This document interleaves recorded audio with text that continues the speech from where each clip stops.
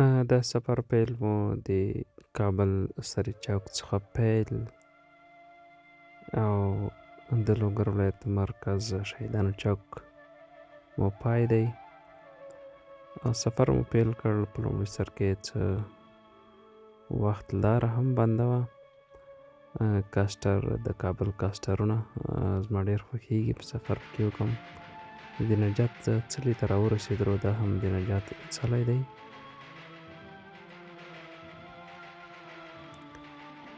د کابل له ښار څخه د لوګر په طرف باندې سفر پیلېږي او دا هماغه ځای دی چېرته چې د بالاحصار مخه ده او پسونه او دا شیان هم خرڅېږي. دا هم د ټنګ لوګر ساحه ده او د سړک د پخېدو چارې هم روانې دي. دا هم هغه پل دی چې موموزو ته ترې لار تللې ده.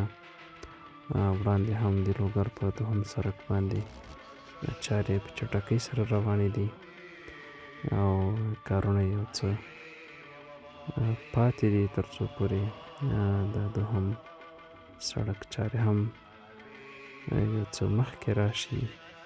او تر ټولو سخت ځای د چراسیاب بازار دی. دا هم د سنګ مشتې تلاشي ده، له هغه څخه هم راتېرېږو.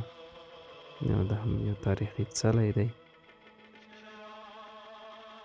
سنګ مشتې څخه راتېر تر چراسیاب بازار سیمه ده.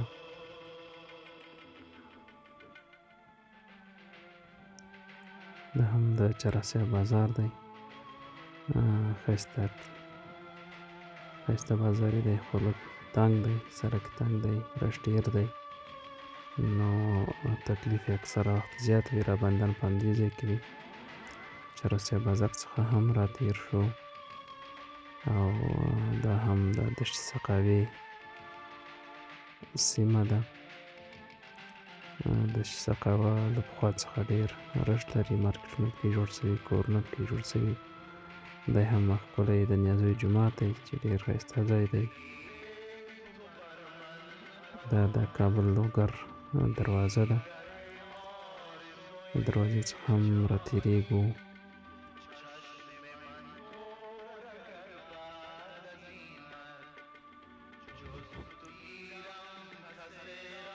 دا د زیدآباد بازار ته هم راورسېدلو.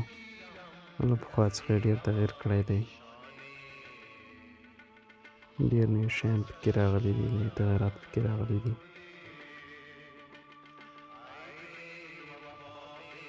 او دا هم د پل قندارې بازار سیمه ده.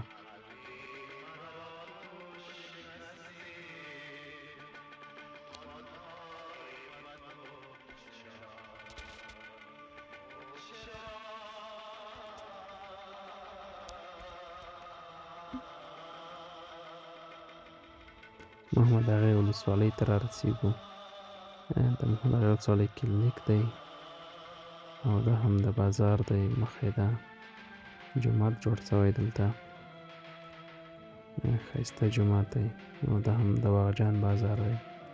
د واغجان بازار هم تر ولایت بازار کم نه دی، رش زیات لري، خلک پکې ډېر دي، دوکانونه هم ډېر زیات دي او هر څه پکې پیدا کېږي.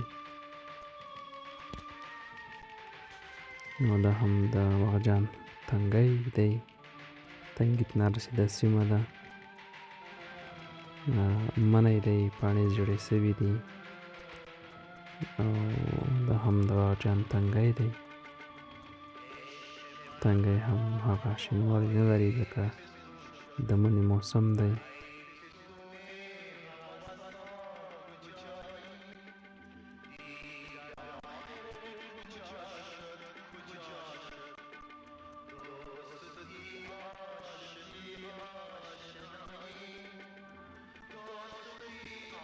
دا هم د کډوانو بازار باندې چې اوس مشهور شوی دی. د کنجک شفخانې نه لږ وړاندې د کابل په طرف.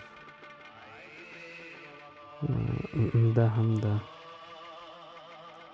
پوراک بازار ته نږدې کولنګار بازار دی. دا هم نوې دروازه چې یو هوټل جوړ شوی دی هغه تر مخې ده. سنګ مشتې وبښئ. د ششقله پوسته د ولایت بازار ته راورسېدلو او دا هم د شهیدانو چوک په دې هیله چې سفر مو راسره لرلی تر بیا ښې چارې.